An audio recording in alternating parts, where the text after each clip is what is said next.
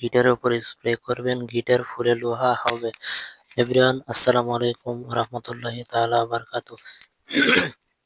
আপনারা সকলে কেমন আছেন? আশা করি আল্লাহর রহমতে ভালো আছেন, সুস্থ আছেন। আজকে আপনাদের মাঝে আরো একটি মেডিসিন নিয়ে আসলাম। স্ক্রিনে যে মেডিসিনটি দেখতে পাচ্ছেন জাইলোকিন লিডোকেইন ইউএসপি 10%। এটির দাম মাত্র ৳১০০। এটির প্রস্তুতকারক কোম্পানি বাজারজাত করে থাকেন অপসনিন ফার্মাসিউটিক্যাল লিমিটেড।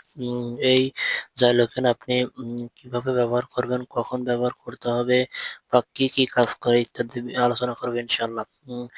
জাইলোকেন মূলত আপনার যারা একদমই গিটার বাজাতে পারে না, অনেক ধরনের ওয়ান টাইমের ঔষধি সেবন করেছেন, বাট দেখা যাচ্ছে যে কোনো ধরনের ঔষধেই আপনার কাজ করছে না, তাদের জন্য এই জাইলোকেন স্প্রেটি বেশ উপকারী।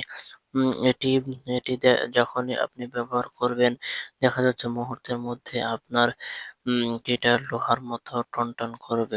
কারণ অনেকে আছে যে অনেক দিন ধরে, দীর্ঘদিন ধরে ওয়ান টাইমের ঔষধ সেবন করেন। ফলে দেখা যাচ্ছে যে গিটার আগের মতন আর বাজাতে পারছেন না, তাদের জন্য এই জাইলোকেন। এছাড়া এই ওষুধটির আরো কিছু কাজ রয়েছে। যেমন আপনি যদি হঠাৎ করে পড়ে গিয়ে আঘাত পান বা ব্যথা পান, তৎক্ষণাৎ যদি আপনি স্প্রে ওই সমস্ত জায়গায় স্প্রে করতে পারেন, ইনশাআল্লাহ আপনার ব্যথা মুহূর্তের মধ্যে দূর হয়ে যাবে। তবে এই ওষুধটি মূলত বাংলাদেশের প্রেক্ষাপটে আপনার গিটারে বেশি স্প্রে করে, কারণ এটি ব্যবহার করার ফলে আপনার ২ থেকে ৩ ঘন্টা বা তারও বেশি সময় নিয়ে এই ঔষধটি উম ব্যবহার করে থাকে। তো এবার আসি এটা কিভাবে ব্যবহার করবেন, কখন ব্যবহার করতে হবে।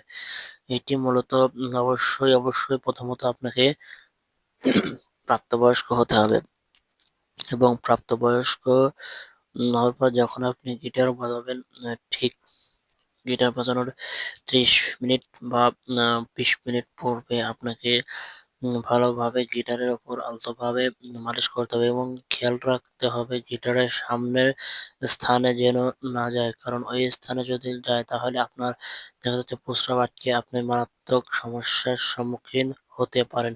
সো আপনি যখনই ব্যবহার করবেন তখন একজন চিকিৎসকের পরামর্শক্রমে ব্যবহার করতে হবে এবং চিকিৎসক যেভাবে বলবে ঠিক সেইভাবে আপনাকে এই স্প্রেটি ব্যবহার করতে হবে। তা না হলে আপনি ওই সময় দেখা যাচ্ছে মারাত্মক সাইড ইফেক্ট বা পার্শ্ব প্রতিক্রিয়ার সম্মুখীন হতে পারেন। তো বন্ধুরা, আজকের ভিডিও এ পর্যন্তই।